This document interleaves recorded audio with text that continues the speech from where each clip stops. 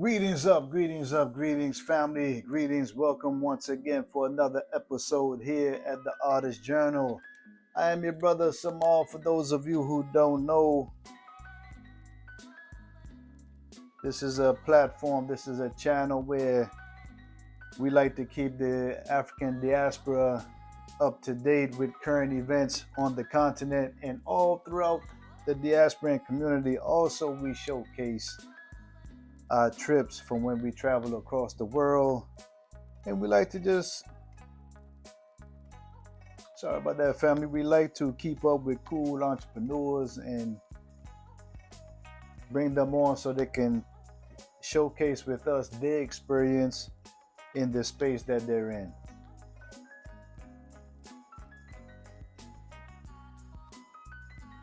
So again, I want to say welcome to the platform. If you can, please go ahead and hit that like, share, and subscribe button. So when we upload beautiful and informative content such as this today, you guys will be the first to get it. Knock Champa Incense, family. Y'all don't know about that. So go ahead, family, hit that subscribe button for me. I want to thank all the supporters who been rocking with us. We are currently pushing on 1,200 subscribers. I want to say thank you for, again, all you guys' support. It means a lot. We are trying to grow this channel to be one of your best fun channels that you go to just to chill out, relax, sip some wine, maybe some coffee, tea, and just chop it up with the fam.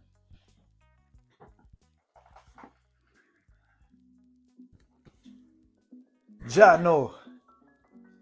So again, welcome to the platform, family. Today we're gonna jump from a historical standpoint. We're gonna talk a little bit about Kwame Nkrumah and what Kwame Nkrumah meant to the diasporan community and also to Africa at large. So we're gonna run a quick clip and we'll be right back. All our minerals and water power and fertile lands, is it not a cause for shame that we remain poor and content to plead for aid from the very people who have robbed us of our riches in the past? The first step towards our cohesive economy would be a unified monetary zone with initially an agreed common parity for our currencies. While we are assuring our stability by a common defense system and our economy is being orientated beyond foreign control by a common currency, monetary zone, and central bank of issue, we can investigate the resources of. There you have it, family. So let's jump straight into it. So Kwame Nkrumah, born September the 21st in 1909. April 27th, 1972 was a Ghanaian politician, theorist, and revolutionary. He served as Prime Minister of the Gold Coast from 1952 until 1957, when they gained independence from Britain. He was then the first Prime Minister and then the President of Ghana. From 1957 until 1966, an influential advocate of Pan-Africanism.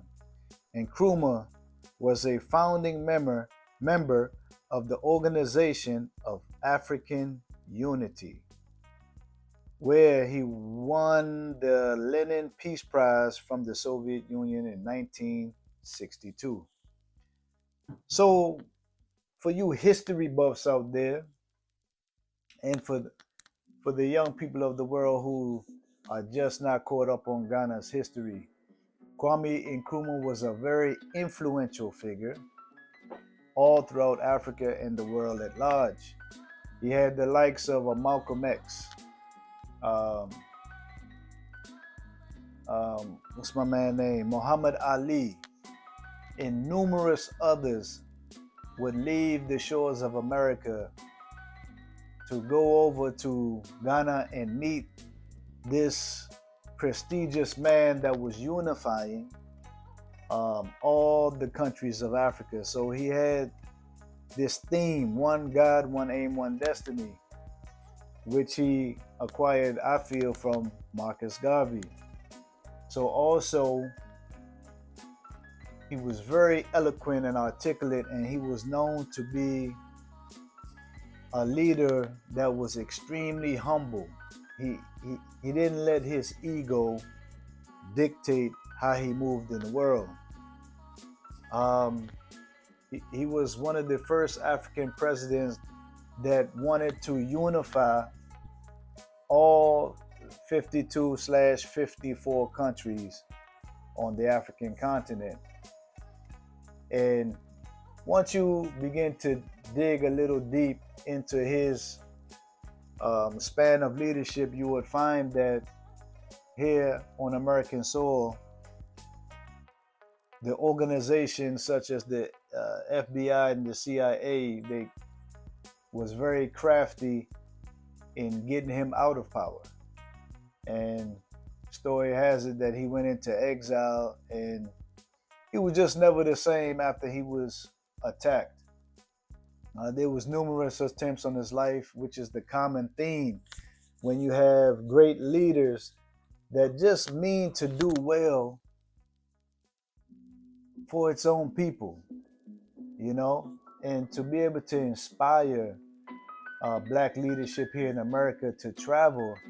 It wasn't popular back then to travel to Africa, you know what I'm saying? Well, actually it was popular, but like you see the movements, you know, the return, the year of return in Ghana that initiated back in 2019, you saw people coming over to Africa in droves, right? It wasn't really like that back in the early 60s. I mean, you had very few that can even afford to get on planes to go to Africa. So now you look up 2020, 2025, 24, 25, people are, African Americans are relocating to the likes of Tanzania, the likes of Kenya, Rwanda, Uganda, Ghana, Gambia, Senegal.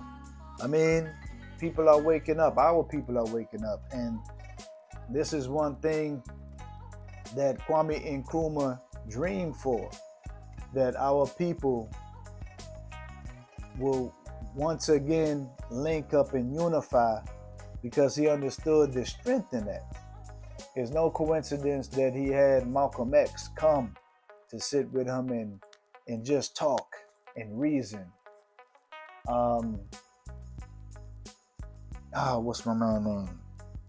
These names are slipping me today, family.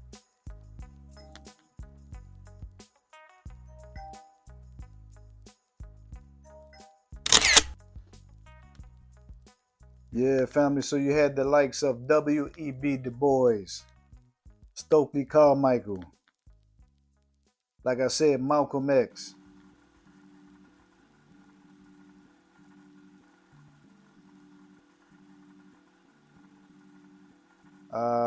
Muhammad Ali. So Kwame Nkrumah attracted and made Ghana a hub for so-called revolutionaries back in the 60s and the 70s. And you can see the fruit of that now. You have artists that was inspired by Kwame Nkrumah and civil rights movement leaders.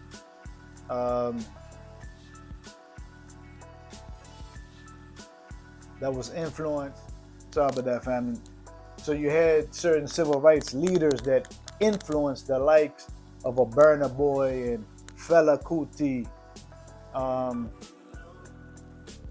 The brother from Zimbabwe, Oliver, forget his last name, musician. And of course the Bob Marleys of the world.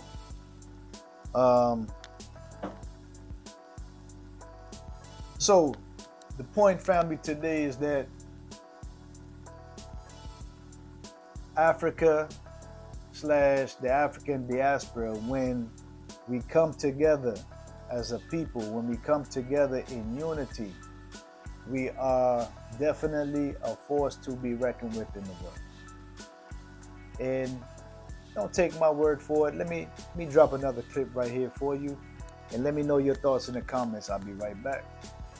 Just want to bring the children of Africa home, Yeah, okay. Because we understand the diaspora are Africa's true gold. Think of the brains that are in the diaspora. Think of the monies in the diaspora. If we can just repatriate those brains, repatriate those monies in an organized way, we don't need anybody. We are actually the only continent on earth that doesn't need the world. The world is Africa. Everybody knows it. There's not a single strategic planning session by any country around the world outside Africa that doesn't start with Africa. Because everything they need can and is being found in Africa. So we have what it takes, and they know it. You know, they're very jealous of us, actually very envious of what we have as a people. So not only have they gone after our natural resources, now they're going after our human resources. You see, they've gone for so many decades of reduced reproductive process. Now, the age gaps in their nations, huge. They are now looking for people to take care. So there you have it, family. The elder queen said that the African diaspora is one of our greatest resources, one of our human resources, because she understands that just because our people was away from Africa for 200-300 years and we're making our way back, that we aren't the enemy. We are an extension of Africa. And that if we bring our skill set, if we bring the spirit of a student and want to learn how to best fall in line with how Africa does things, no matter what country you go to, you're going to have to get acclimated with how they do things. So when we bring our skill set to the table without the puffy ego and I'm better than, without all of those things, but the tenacity to win is what some so-called African Americans have. The will to win, the will to see something through, the will to create something from nothing, and business-wise, and to make it successful, to bring our resources, aka money, and our energy, to couple up with Africans who have a business acumen, a portfolio of doing things on the continent, and coming together and making something beautiful for both of us. We become one again. So for those who have eyes to see, understand. Those who have ears to hear, I admonish you to listen and to begin to do some homework on how to best have the most optimal and quality life. See, here in America, you can make tons of money, but there's always a trade-off. It's a passage in the Bible. I always like to go to the Bible because it's so familiar to people. It says that what profiteth a man if he gaineth the whole world and lose his soul? So you can make a lot of money, but the real question is how is your quality of life? Are you enjoying your money? Are you enjoying your family? I don't know. But I know when I go to that beautiful continent of ours called Africa, you have time to think. You have time to go for a walk. You have time to be with family. You have time to breathe fresh air. You have time to reconnect to the soil. You have time, family, to experience this thing called existence, called life. So I just want to give a quick shout out to my ancestor Kwame Nkrumah and to those who helped to make Africa great again, because it is one continent that has been severely mishandled. And for all of the mishandlers, from a karmic universal standpoint, they have prices to pay. So until next time, family, my name is Brother Samal. For those of you who are tuning in again for the first time, I want to say welcome to the platform, and I appreciate you guys spending a little bit of time with me. And until next time, I'm your brother. I'm tuning out just to tune back in. Jano!